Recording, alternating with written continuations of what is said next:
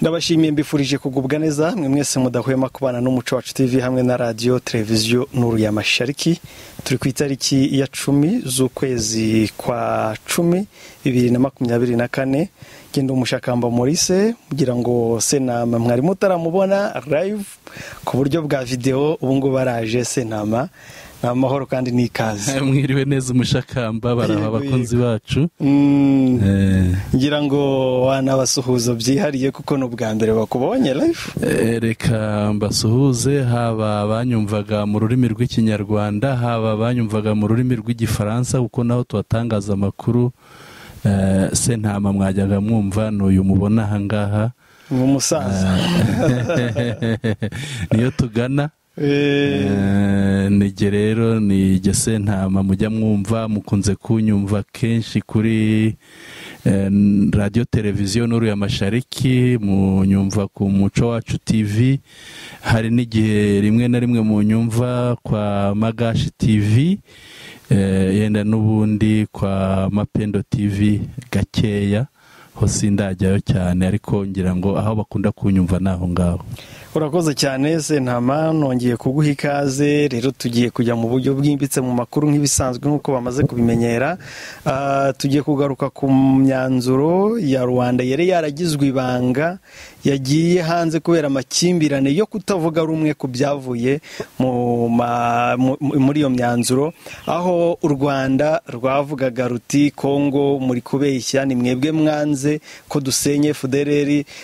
Kongo nayiti u Rwanda nirwo rwanze ko FDLR senwa kubera impamvu zinizi, ariko byagiye hanze ndetse binashyizwe hanze n'uruhande rw'u Rwanda na Ministre w'ububanyi n'amahanga w'u Rwanda n'ubutwererane. Tugiye kureba akantu ku kandi twanarize turebe ikibyihishe inyuma, niyihe mitego bamwe bashaka gutega abandi, by'umwihariko Kongo yashaka gutega u Rwanda, niyihe mitego niki gitumye Kongo ibyikuramo, ese hari imitego u Rwanda rwo rwategaga Kongo bitewe nuko nyine buri wese yagaragaje ko buri wese hari icyo yanze, buri ruhande hari icyo rwanze. Turebe ukuri kwabyo uwigiza nkana n'undi, ariko nano tuze kureba hari amwe mu makuru ahari, by'umwihariko ngo Kongo mu muryango yashyizwe mu kanama gashinzwe muri komite ishinzwe uburenganzira bwa muntu muri ONU. Ni ibintu bitari kuvugwaho rumwe. Ubwana Professeur Bahara yafunguwe. Bahara n'umwe wari wafunzwe azira ko ngo yagiye mu biganiro na M23 i Kampala kandi aribo bamusinyira urugendo rw'inzira. Ibyo byose n'ibindi turi buze kureba, ndetse n'ubu ngubu bari kurasana muri Republika ya Demokarasi ya Kongo. Bwana Sentama, ngira ngo ibyo nibyo tugiye kugarukaho. Yego nibyo tugarukaho, ariko turebe neza hariya ntabwo imyanzuro yari yagizwe ibanga, ahubwo hari uruhande rwari rutarayemera Mushakamba. Kandi noneho kugira ngo ikintu gihuriweho cyemerwe kijye hanze biba bisaba ko impande zombi zibyumvikanaho. Iyo zitarumvikana rero ntibikunda. Ngira ngo byanabaye ngombwa ko Leta Zunze Ubumwe za Amerika zishyira igitutu kuri Kongo ti mwubahiriza ibi. Biriya nibibera mu gikari ntabwo tubimenya, habera byinshi. Habera byinshi. Iyo ubona umugabo yivumbura mu nama akanga n'ibiryo, buriya hari ibindi biba byabaye tutamenya, ntabwo tubimenya. Ariko igitutu cyo cyariho pe, cyariho. Ngira ngo ntabwo cyahwemye kubaho. Ntabwo cyahwemye kubaho, cyabayeho. Iyo kitabaho ntabwo biba bigeze aha ngaha. Yego. Kubera yuko n'ubundi intego ni ikizagarura amahoro muri Republika ya Demokarasi ya Kongo, by'umwihariko ibiganiro hagati ya Leta ya Kinshasa na M23. U Rwanda rubisabira M23, Amerika n'ibindi bihugu byose bisaba ko Kongo iganira na M23 ikigira shwi, kugeza ubwo bafunze uyu bwana Professeur Jean Bosco Bahara azira ko yagiye kuganira na M23, ariko mu by'ukuri atumwe nabo, ariko babyamara kumenyekana bakavuga bati bakabyihakana kugeza ubwo bamufunga. Ntabwo buriya kumufunga byari ibintu byo nko kwiyerurutsa, wenda kugira ngo bagaragarize amahanga ko cyangwa n'abandi babibona ko nta ntego bafite yo kujya mu biganiro, ariko ubundi bashakaga kuganira ariko bakaganira bihishe. Yani nka bya bindi byo muri Bibiliya ngo nta gucana itara ngo yubikeho iki haryo, urumuri y'urucanye ukubikaho ikintu, ni nko kubikaho igitete kuko tubuze izina bakoresheje, ntabwo rwa rumuri rumurika. Nabo rero ni nk'ibyo bashakaga gukora, bashakaga kubikaho igitete ariko biranga, birabatamaza, amakuru ajya hanze. Ngira ngo ni umunyamakuru wa BBC wabishyize hanze bwa mbere, nawe abibwiwe n'umuntu w'inshuti ye tutazi ariko arahari. Bimenyekanye rero Kongo ibonye ko ubwo hari ikintu ibihunga y'ibyanga, ni ukuvuga hari abahahira muri ziriya nduru zibera muri Kongo b'abakongomani, ntabwo baba bashaka ko biriya biganiro bibaho. Ubwo n'abanyamahanga nabo hari abatabishaka, ariko no mu bakongomani hari abatabishaka kuko bazi ko biriya bintu babihahiramo, haba mu basivile haba mu basirikare ba Kongo, benshi babihahiramo. Nahoze ndeba ibiriho, ari abanyapolitike ba Kongo bafite inzira bahahiramo, n'abasirikare bafite inzira bahahiramo zijyanye n'ibya gisirikare, zijyanye na biriya by'intambara. Ubwo rero iyo babonye ibiganiro bigiye kubaho cyangwa habayeho bya bindi bita agahenge, ni ukuvuga imbehe yabo iba yubitswe, icyo gihe ibintu nka biriya barabirwanya. Ariko bijya kubaho hari habanje igitutu cy'amasasu ya M23, Kanyabayonga, Kirumba n'ibice byose bikomeje gufatwa ku bwinshi. Biragaragara ko Kongo ishobora kuba nibura igerageza gucishwa bugufi n'inkoni. Inkoni nta gihe itazikubitwa. N'uriya mucuranzi Koffi Olomide yarabivuze ati ntabwo turwana, bivuze mu Gifaransa ngo on gifle, batunoba inshyi, baba bakubita inshyi mu matwi buri gihe, ntabwo bo barwana kuko nta mbaraga bafite zo kurwana. Urugero rero ukurikiye n'ibyavuba aha ejo, urebe biriya bya Bureusa, urebe ibyababayeho Kibua ejo, urebe ibya Bweramana hariya hafi ahangaha, urebe za Kaniro, za Karongi, Amasisi, hariya hose barakubiswe, nta gihe badakubitwa. N'uyu mwanya turimo tuvuga wasanga amakuru ataratugeraho barimo bakubitwa, kandi n'ejo bashobora gukubitwa. Ibyo rero gukubitwa nta gihe batazakubitwa, bazagenda bemera buke buke. Isaha n'isaha imirwano yongeye ikagana za Butembo, kuko nimwe mu mijyi ihanzwe amaso. Kongo ntishobora guca bugufi none ikitangariza ko yemeye ibiganiro. Ikintu mbona Butembo yo ko abagande baracyayirimo, simbizi ariko buriya ishobora no kudafatwa, ahayikikije hagafatwa, burya nayo iba yarangiye, kuko Kongo ntabwo yahategeka hameze nk'akarwa, ntibishoboka. Ariko icyo mbona Kongo ikomeje kwitwara kuriya izabura n'indi mijyi, uretse na za Butembo na za Beni n'ahandi. Ndetse buriya uje no mu majyepfo naho hashobora kugenda bakomeje kwitwara kuriya. Birasaba ubwenge kurusha uko byasaba amasasu cyane. Reka noneho tuhite tujya ku ngingo abantu bose bakeneye gusobanukirwa umunsi ku munsi bitewe n'ibya Rwanda. Urumva tariki 14 z'ukwa 9 ibiganiro byarabaye, 5, 6 ibiganiro babivamo, ariko bivugwa ko byakubise igihwereye ibiganiro. Nyuma y'umunsi umwe 2 bivugwa ko Kongo yanze gusinya gusenya FDLR, Kongo iryumaho kugeza ubwo bigeze mu nama ya Francophonie. Bageze muri Francophonie abari bwo Nduhungire bisobanurira igitangazamakuru, ndumva ari France 24 yaganiriye nacyo, agisobanurira uko byagenze. Kongo ikomeza guceceka, ariko minisitiri wa Kongo nawe Kayikwamba ajya kuganira, numva ari na BBC sinzi igitangazamakuru nacyo yaganiriye nacyo cy'Iburayi, arangije avuga ko ngo Kongo u Rwanda rwanze gukura ingabo muri Repubulika ya Demokarasi ya Kongo, nabo banga ibyo gusenya FDLR. Ibyo ngibyo ariko bikurikirwa nuko muri ONU nanone muri oni Kayikwamba naho yabivuze gutyo Nduhungirehe ahita avuga ati murabeshya, ibyo muvuga ntabwo biri mu byo twemeranije, ariko bigumaho. Nyuma yaho noneho Patrick Moya nawe akomeza kubisigiriza bishumangira, uyibaza n'uburyo ki ibyo abaminisitiri b'ububanyi n'amahanga Moya yabyinjiyemo, ubwo wenda turi buze kubireba nabyo, ariko birangira Nduhungirehe ashyize hanze ukuri kuri mu nyandiko, atari ukuri kuvugwa na buri wese kuko nawe wivuga nabi. Ubundi ukuri ni uku nguku. Waruvuze ko imyanzuro yakubise igihwereye, ngewe ubu sinyibara nk'iyakubise igihwereye, ahubwo muri uyu mwanya ndayibara wenda nk'iyabyaye ikidashyitse. Buryo urazi umubyeyi yabyaye umwana utagejeje igihe arabungwabungwa agashyirwa muri ya mashini bita kuveze, aho abona ubushyuhe buhagije kugira ngo akure. Iyi myanzuro rero navuga ko nayo niyo gushyirwa muri kuveze kugira ngo ikure, kuko ni ukureba ese izashyirwa mu bikorwa, bizagenda bite. Ko gushyirwa mu bikorwa kwayo niko gukura kwayo, niko kugera igihe.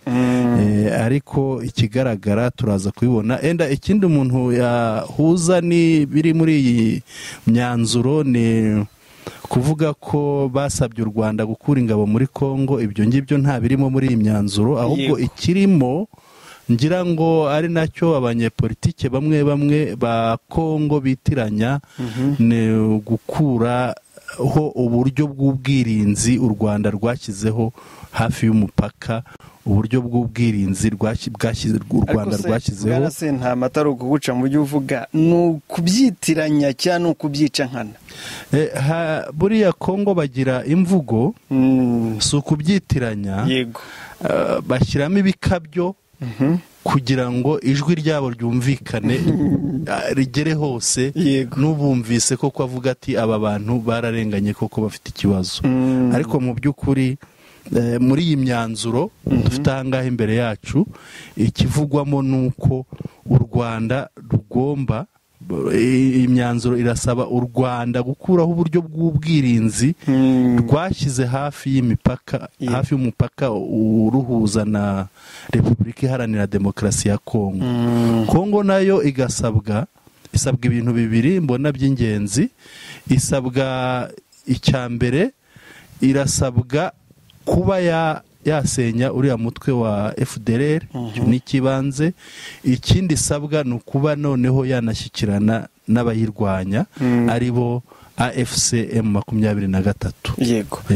Wenda mbere yuko tubyinjiramo ijambo kurindi, reka tubanze turebe, harimo ikintu cy'ingenzi kigaragara cy'uko Angola ubwayo yagiranye inama na M23. No muri iyi myanzuro birimo barabivuga, yenda turaza kubyinjiramo neza. Ibya Angola na M23 turabyinjiramo tugeze ku ngingo ibireba, abantu baraza kubisobanukirwa, kuko iyi myanzuro igaragaza ibyakozwe hagati ya Angola na AFC M23 ibyakorewe i Rwanda. Ariko nanone ibyakozwe na Angola na AFC M23 uko mbibona ntabwo bihagije kugira ngo kiriya kibazo gikemuke. Birasaba noneho ko bikuzuzwa n'ibindi byakorwa hagati ya leta ya Kinshasa na AFC M23. Ngira ngo abantu babyumvishe mu buryo butandukanye, babiyumva hirya no hino. Reka tubyinjiremo ijambo kurindi, noneho tuze kugaruka tureba tuti ese kubera iki Angola iri kwitwara uku, u Rwanda rwitwaye gutya, Kongo yitwaye uku, kugira ngo abantu baze kumenya bimeze bite, n'iki kibyihishe inyuma, n'ibihatsi iki, baze gusobanukirwa ibyabyo n'abashaka gutega abandi imitego igoye. Reka dutangire noneho. Yego, ni raporo iriho amabendera y'ibihugu uko ari bitatu. Ndabona ibendera ya Kongo, ya Angola n'iy'u Rwanda. Noneho ikagira umutwe uvuga ngo Réunion ministérielle du 14 septembre 2024, version 14 septembre 2024. Nkabona yarasohotse ari isaa 4 kuri 14 z'ukwa 9 2024, isaa 4:05. ni inama y'abaminisitiri ihuza abaminisitiri byumvikane neza ni inama y'inyabutatu ihuza minisitiri w'u Rwanda wa Kongo n'uwa Angola ariko abaminisitiri bashinzwe ibijyanye n'ububanyi n'amahanga.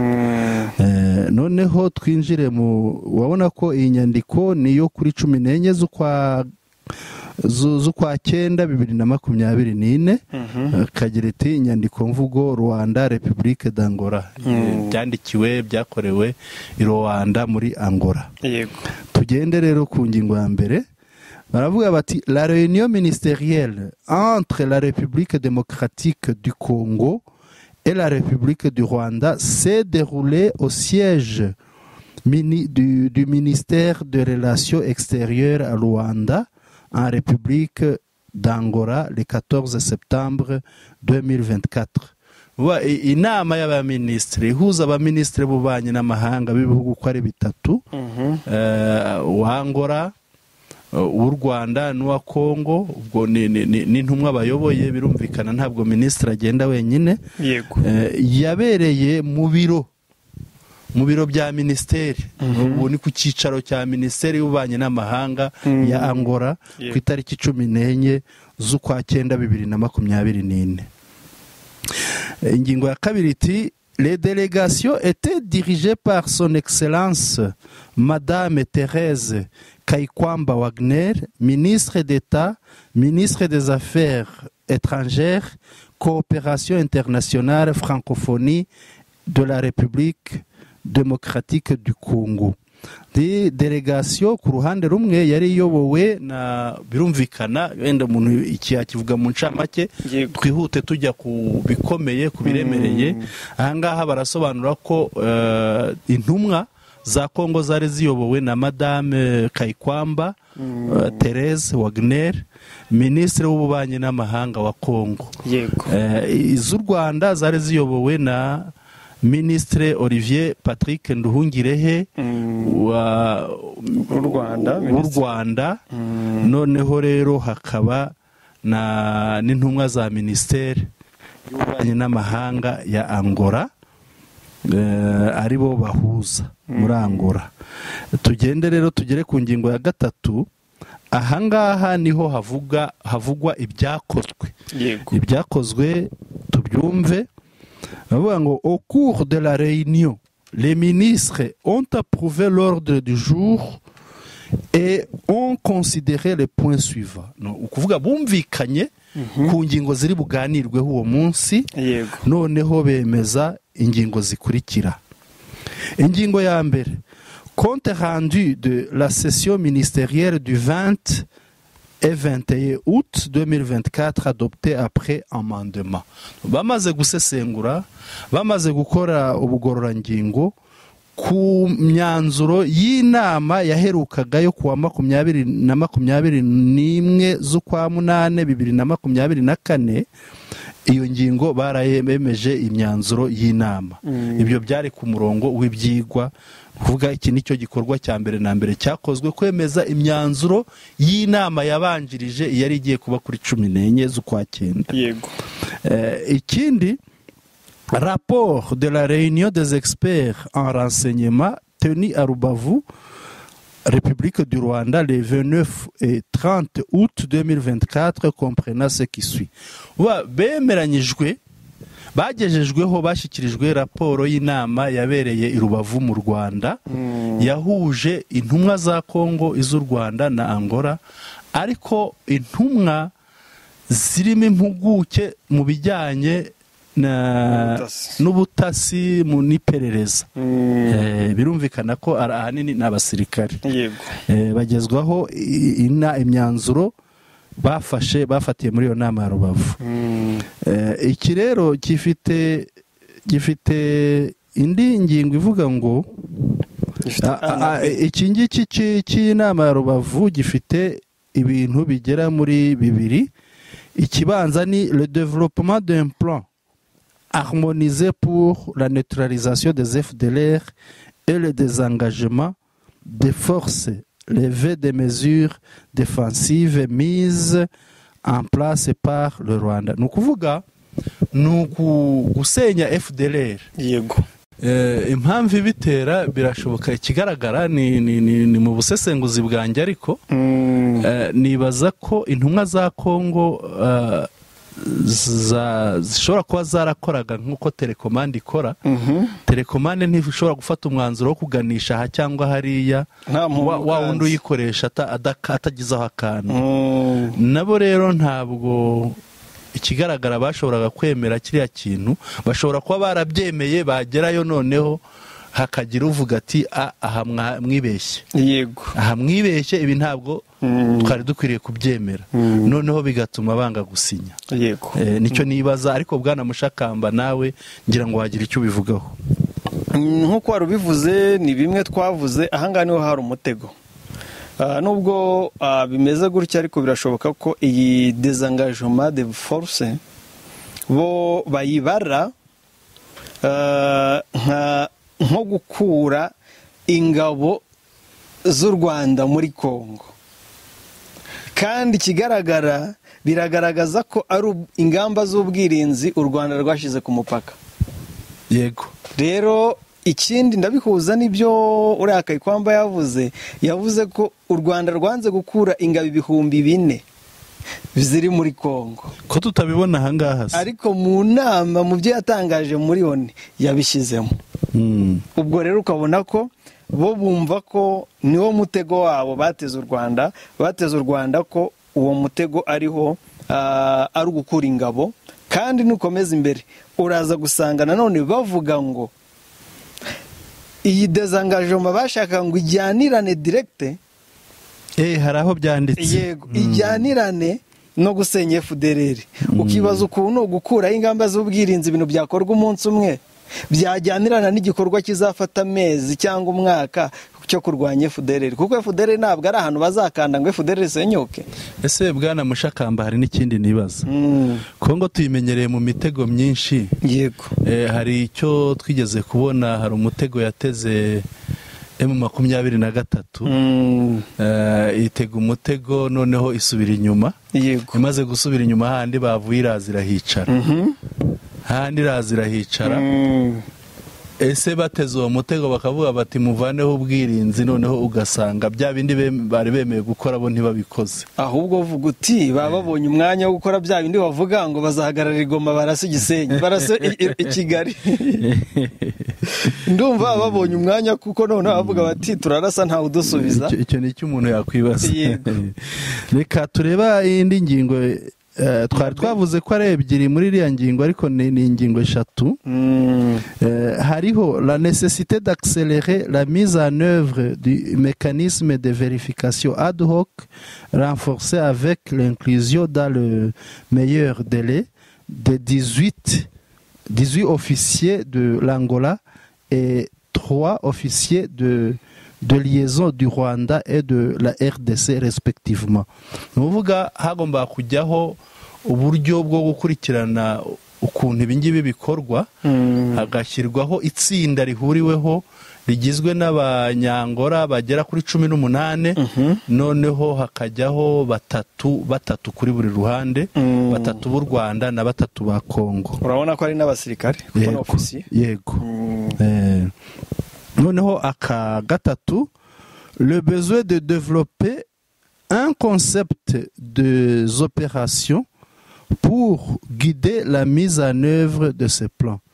Noneho hakajyaho nyine n'ibikenerwa. Urumva iyo hagiyeho itsinda nk'iri ngiri rigira ibyo rikenera, rigira ibintu mu Gifaransa dushobora kwita logistique, mu Cyongereza ni logistics, ibikoresho n'ibindi bikenewe. Noneho hakajyaho kugaragaza ibikenewe, noneho bazajya bakoresha, ririya tsinda ryazajya rikoresha. Dukomeze rero, ikindi gikurikiraho les ministres ont pris bonne note du rapport des experts en renseignement et ont noté les points de divergence suivants. Nuvuga abari muri yo nama y'aba ministre bamaze kumva raporo bagejejweho na ziriya mpuguke mu bijyanye n'iperereza n'ubutasi, noneho bagaragaje ibitumvikanwaho n'impande zombi. ari byo tugiye aho ruzingiye aho ruzingiye ni nabyo byakereje byadindije isinywa ry'iyi myanzuro, nubwo byagezeho igasinywa ariko bitinze, ngira ngo isinywe bigeze hafi ukwezi. ngira ngo yasinwe byari byitezwe n'ubundi bitarimo, kuko n'ubundi nta gisubizo umukire. noneho ibitumvikanwaho rero, le Rwanda a approuvé le rapport des experts et le plan harmonisé de neutralisation des FDLR et du désengagement des forces levées des mesures de défense du Rwanda. U Rwanda rwarabyemeye byose, rwemera uburyo bwashyizweho bwo kusenya FDLR, runemera ko rushobora gukuraho za ngamba z'ubwirinzi rwashyizeho. urumva ko ku Rwanda, ku ruhande rw'u Rwanda ukurikije birasobanutse, nta kibazo, rwarabyemeye. noneho tujye ku kandi kareba Congo. Karavuga ngo la République démocratique du Congo s'est opposée au rapport susmentionné. Néanmoins, elle a formulé des recommandations visant à garantir l'exécution simultanée et concomitante de la neutralisation des FDLR d'une part et du désengagement des forces de l'autre côté. Uvuga Kongo yashize ku munzani, ifata umunzani isahani imwe ishiraho gusenya FDLR, ifata umunzani wundi ishiraho ni nkuko kuri abashira ku munzani bagashamba, wundi ishiraho gukuraho uburyo bw'ubwirinzi, ingamba z'ubwirinzi zashyizweho n'u Rwanda. Irangije iravuga iti ibi bintu bikwiriye kujyanirana bigakorerwa rimwe. Yego. Ariko ukibaza ese kubera iki Kongo ishidikanya gukuraho FDLR? Biragaragara ko ari inkingi Kongo yegamiye. FDLR uko byagenda kose ni inkingi Kongo yegamiye, kuko ukurikije ibyaha basirwa bashinjwa kandi bizwi neza ko bakoze, bageze aho bitwa umutwe w'iterabwoba. Kongo yagakwiye kuba nayo ibahunga ikanabirukana, ariko bigera naho bemeranya kuyirwanya, ahubwo yigatangira kuzanamo amananiza kuyihengamiraho, guhengamira kuri FDLR. Bisobanura ko ibyo Colonel Nanga n'abandi bavuze ngo Kongo abarinda Kisekedi no mu buyobozi bukuru bwa Kinshasa harimo FDLR, ibi ni bimwe mu bibigaragaza. None se umushakamba dushobora kwibaza FDLR ifitiye akamaro ki Kongo? Nibirinda Kisekedi ifite akamaro. Ikindi nk'ibisanzwe, nubwo wenda mu maraporo ya ONU batabivugamo, ariko ababikurikira barabizi, FDLR icukura amabuye y'agaciro menshi, yinjiza amafaranga menshi, kandi byose nta ndege ya FDLR ibaho itwara ibintu bikure Igoma ibijyane i Burayi icuruze. Nta hantu ku isoko mpuzamahanga hariho FDLR. Byanga bikunda FDLR iracukura, igacuruza, igaha babandi b'abanyagihugu b'abanyekongo b'abayobozi, akaba aribo bajya gucuruza, bakabanza gukura amayabo, duke dusigaye bagahereza FDLR. Uko bishoboka nuko nguko nge mbyumva. Reka dukomeze. Les délégations du Rwanda et de la République démocratique du Congo ont réitéré leur attachement au processus de Luanda et ont demandé à la facilitation de déployer des efforts pour harmoniser les points de divergence entre les parties. Uvuga ngo bimaze kunanirana, ari intumwa z'u Rwanda ari za Kongo basabye umuhuza ko ashobora gushyiramo imbaraga kugira ngo abafashe bakemura ibi bibazo batumvikanaho. Yego. Dukomeze. La réunion ministérielle a pris note du compte rendu présenté par la facilitation sur sa rencontre avec le M23 tenue du 31 août au 3 septembre 2024 à Luanda, qui a été essentiellement dédié à l'adhésion du M23 au cessez-le-feu du 4 août 2024 sur ce point. Uvuga uruhande rwa Angola abahuza bagaragarije bari mu nama ibyavuye mu biganiro bagiranye n'intumwa za M23 AFC. inama rero y'umuhuza Angola na M23 yabaye hagati y'itariki 31 z'ukwa munane isoza kuri 3 z'ukwa cyenda. Ubwo rero babagaragarije ibyavuye mu biganiro bagiranye n'abahagarariye n'intumwa za M23 AFC. Ibi bisobanure ko hamwe twavugaga ko Angola yohereje indege kubafata Uganda, kiriya kintu ni ukuri. Icyo ni ukuri, kandi biragaragara ko byanatangajwe bahisemo gutumira M23 nyuma y'uko itangaje ko ibintu biri kubera muri Angola bitayireba, ndetse na CCRF bemeje yo kurenyeza ukwa munane itabareba kuko badahagarariwe. Reka twumve rero ibyo Angola yagaragaje baganiriye. Ndabona bavugaga Angola ariko batangira bavuga ku mpande zombi, bahereye ku Rwanda. Le Rwanda a exprimé sa position sur le besoin d'un dialogue politique entre le gouvernement de la République démocratique du Congo et le M23 en vue de trouver une solution définitive à ces conflits. U Rwanda rwabagaragarije ko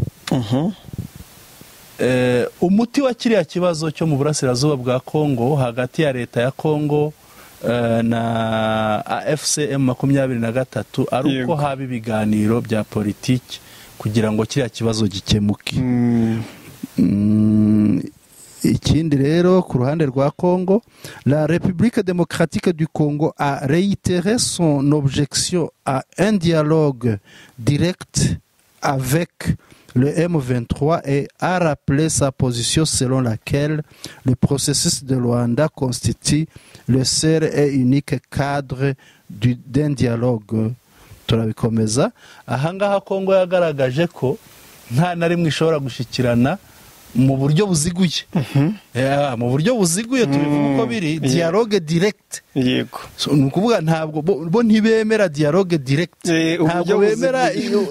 Ntabwo bemera ibiganiro imbona nkubone hagati ya leta. Bwana Sentama, ntibigaragara ko nkuko bo batashaka ibiganiro biri direct, bashaka ibiri indirect.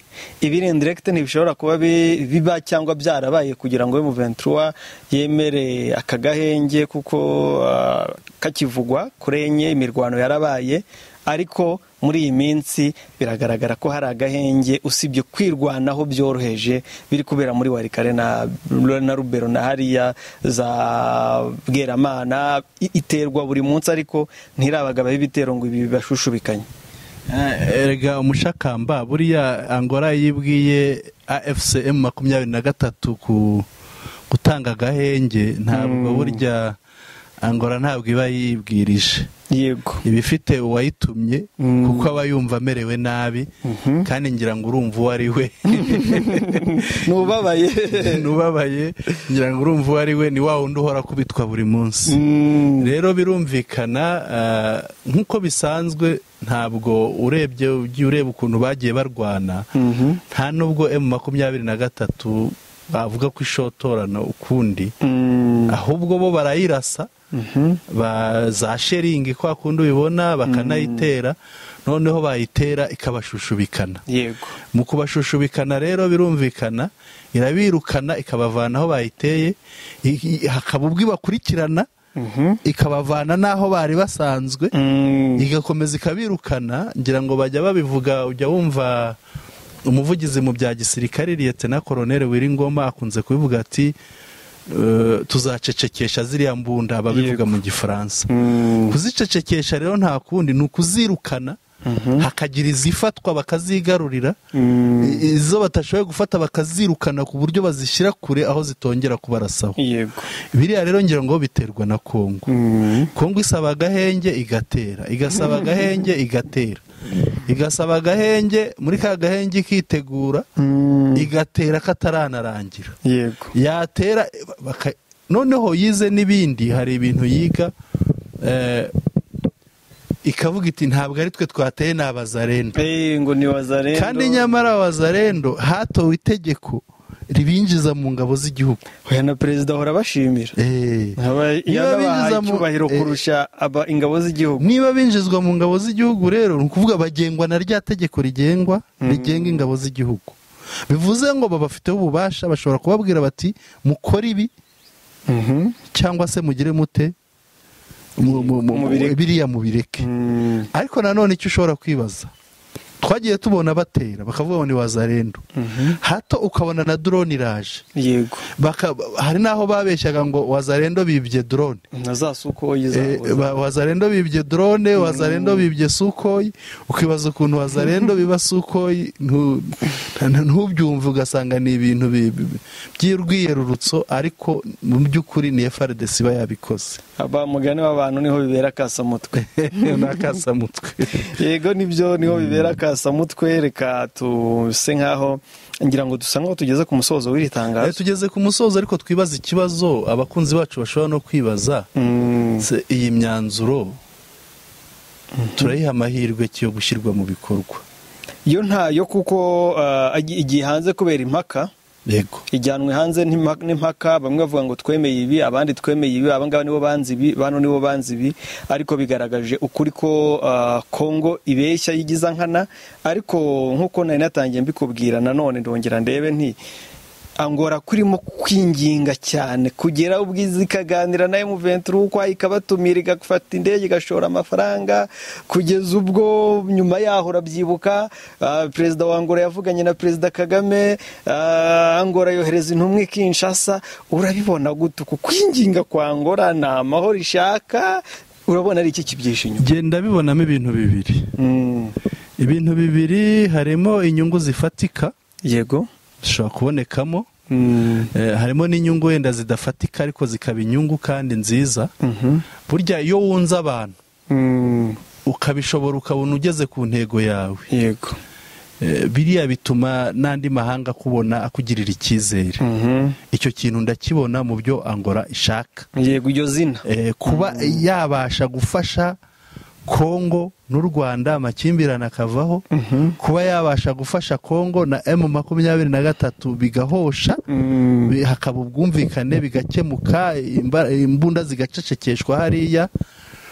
Ibyo bintu byahishema Angola. Yego, ariko kandi Kongo ni ibiryo bigabuye, kugira ngo urabizi duhora tubivuga. Yego, ese buriya nta kindi kintu cyaba kirimo gifatika? ngira ngo kimwe mu bintu bifatika byaba birimo, noneho mbivuge mu buryo bwe, njyana mbona izakurira ibiryo cyangwa ikanarura ibyo biryo. Ngira ngo muri ya myanzuro ya Rwanda ya Nairobi, ingabo za Angola nizo zari kuzaza muri kantonoma kurinda abari muri kantonoma. Aho ngaho birashoboka ko hari uburyo wenda zari kuzagira ibindi zunguka, kandi kurinda no guhemba. Yego, na hano muri ya verification mechanisme twasanzemo abanyangora 18. Aho rero niho mbonera hari inyungu, nubwo yaba idahagije, ariko bashobora kuza gutyo bakunguka mu bundi buryo. Yego, urumva ko izo nyungu ubwazo ntabwo zoroshye. Yego, harimo inyungu zibifatika, hakaba n'inyungu z'ishema. Kuzumva Angola ivugwa, Angola yakemuye cya kibazo cyari cyarananiye abandi, ba Blinken bikubise hariya, ba Uhuru Kenyatta barahikubise. Kenya yo yamanitse amaboko iravuga ati ndananiwe. Bande ni benshi, abo bose barahageze bakubitaho barananirwa. Ariko kumva ngo Angola yagikemuye byaba ari ishema kuri Angola, hamwe n'ibyo bihembo bindi byiyongeraho. Urumva ko Angola ibyo bintu bibonye bitayigwa nabi, ibigomba kubiharanira kugira ngo bigereho. Nk'umuntu bikurikira buri munsi, urabona ari iyihe mitego Kongo yateze u Rwanda? Imitego ya mbere Kongo yari yateze u Rwanda, Kongo ntisiba kuvuga ko M23 ari abanyarwanda. Yego, buri gihe irabivuga.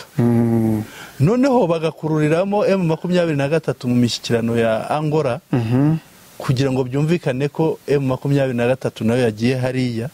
Oya, tunongereho ko byavugwaga ko u Rwanda ari rwo ruhagarariye M23 muri Angola. Ati kuki Kongo n'u Rwanda bumvikana ibintu M23 ikabishyira mu bikorwa?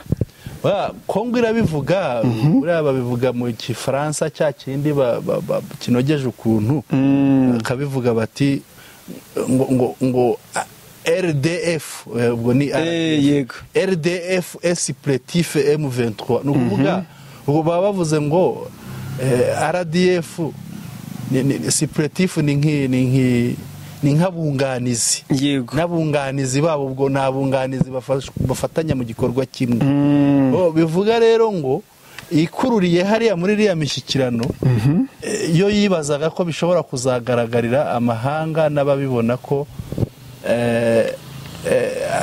u Rwanda ari bamwe na M23 bafatanya kandi nyamara ikibazo kiri muri Kongo ntabwo kiri mu Rwanda. Bashaka kugaragaza ko imvugo yabo ari ukuri. Imvugo yabo ari ukuri kugira ngo bemeze ababumva. Yego. Iyo mvugo uwo mutego wa mbere ubyaye igihwereye. Ukubita igihwe nta nubwo cyawe cyararamburuye no kuramburura burya haramburura iyimye. Yego. Ahubwo ni nko gusesa. Ni nko gusesa burya amezi abataraba amezi nko kwitungo. Na undi mutego ubona? Undi mutego mbonamo nuko harimo imitego myinshi nk'iriya y'agahenge. Yego. Kuko akaboko kamwe karaza gushyikirana akandi ukakabona mu Bushinwa. Yego. Akandi ukakabona mu bindi bihugu ndetse no kurasa kagiye gushaka y'intwaro. Nuwo ni umutego ujyanye na biriya kugira ngo wa wundi barwana hariya abone ko basabye agahenge, abone ko agahenge bagasabye, noneho akemere atuze yicare bo bitegure, noneho bazamurangize nyuma yaho. Yego.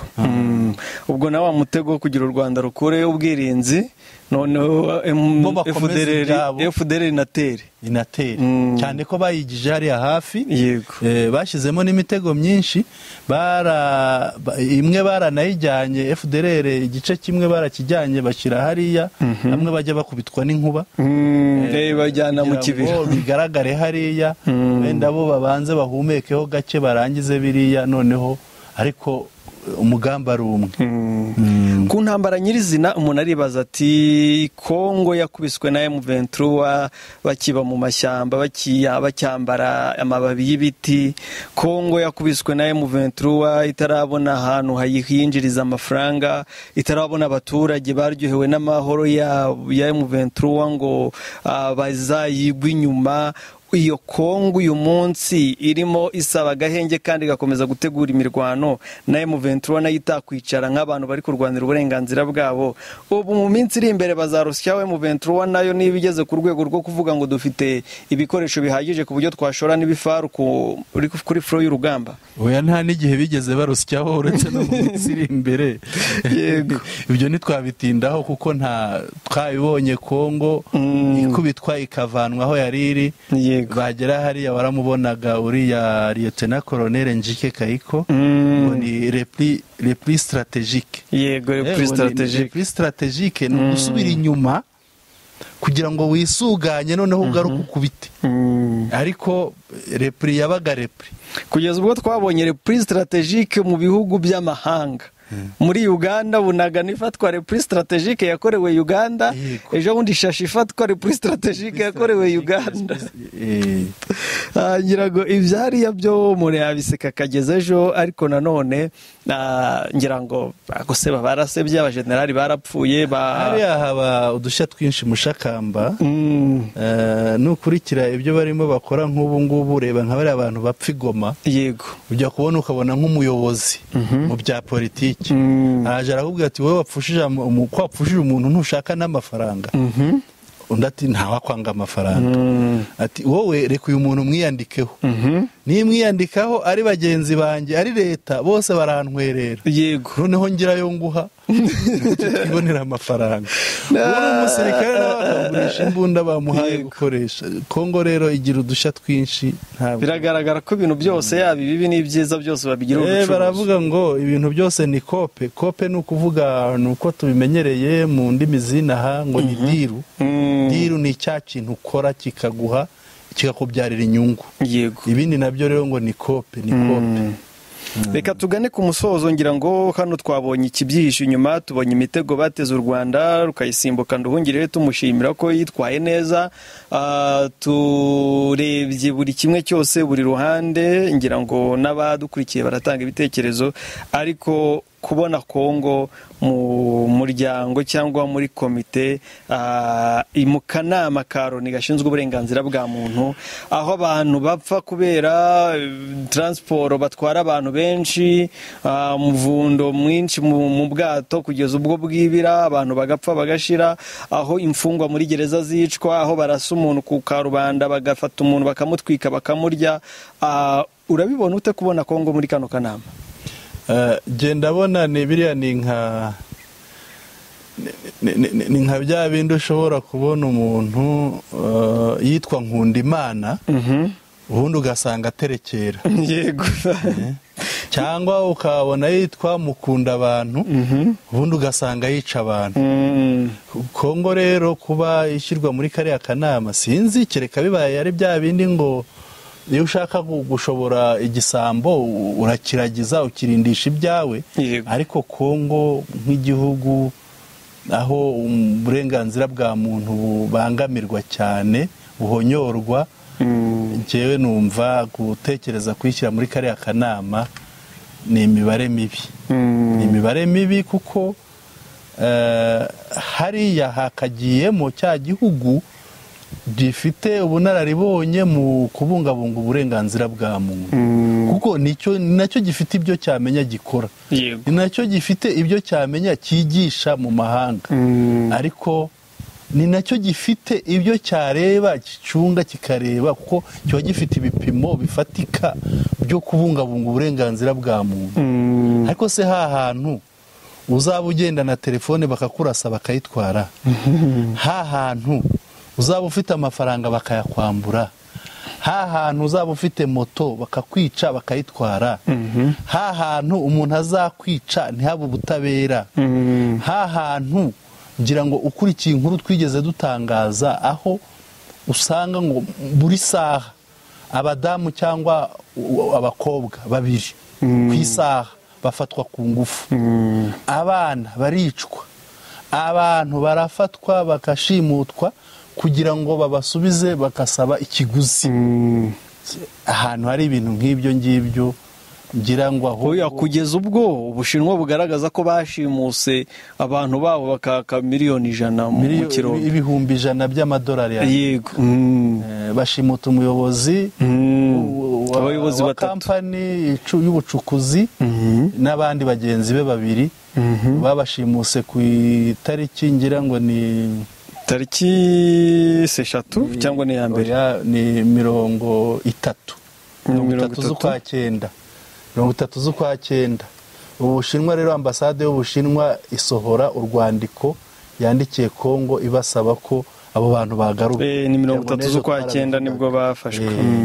Urumva abantu kandi noneho bavuga ko hari abandi bashinwa barashwe barapfa, ntihaba inkurikizi, nta n'uwaciriwe n'urubanza.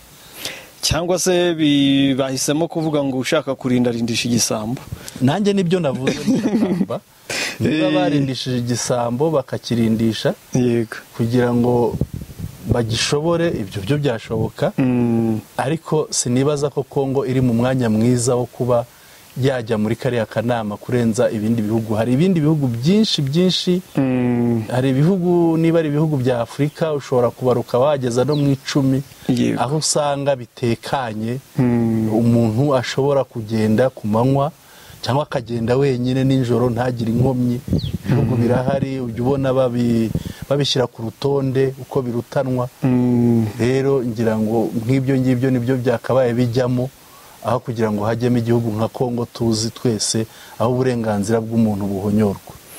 Buriya nyine ababashyizemo nibo bashyigikiye ko bifuza ko uburenganzira bwubahirizwa nk'uko Kongo bwubahirizwa. Hari impamvu nyinshi tutamenya, ariko mu by'ukuri kiriya kintu ntabwo kivugwaho rumwe. Mbona Kongo izasebya imiryango mpuzamahanga, izajya igaragaza ikigamije. Ntabwo wabonye ibyo yakoreye yase, abitarasebya abandi nabahe, Sadeke yo ntiyisebya, aho iri hose irahasebya. Kongo ngira ngo n'ejo bundi wahoze uvuga ibya ambasade ikorera muri garage, yego harimo barasebye icyo gihugu bakoreramo. Bwana Sentama, reka dusoreze ahangaha, nkushimire ko wabonetse tukakorana ikiganiro cya live mu buryo bwa video, aho rwose abibazaga ati Sentama dusesengurira tukanyurwa dutembereza amasisi, ubwo n'ibiganiro byo gutembera amasisi nabyo biri hafi, ejo n'ejo bundi muzabibona. Ndagushimiye cyane. Murakoze cyane, ariko ikintu ntagenda ntavuze, reka nshimire abadukurikira. Hari benshi turabizi bibaza kuri iyi mishyikirano, bakibaza batese imishyikirano bimeze bite. Ndabashishikariza rero kuza gukurikira iki kiganiro, haba ni mu buryo bw'amashusho, haba kuri radio televiziyo Nuru ya Mashariki ndetse no ku Muco Wacu TV, kandi ntibaze kwibagirwa abatarakanda subscribe. Hari umuvandimwe twahoze tuganira wakanze subscribe, arambwira ati uko buri nkuru yazaga niko nakandaga subscribe. Oya, subscribe uyikanda rimwe ntiwongera, iyo wongeye uba wasohotsemo, kugira ngo usubiremo bigusaba kongera kuyikanda. Iyo wayikanze rimwe ukongera ugakanda bwa kabiri uba wavuyemo, ibiganiro ntibikwizanira. Kugira ngo uzongere usubiremo bigusaba kukanda bwa gatatu. Niba warakanze kane, kanda bwa gatanu. Umubare ugomba kuba igiharwe. Barakoze rero, turabashimiye, kandi bajye baduha n'ibitekerezo byabo muri comments. Barakoze, umunsi mwiza. Dushimira n'abakoze subscribe, mukomeze mugubwe neza.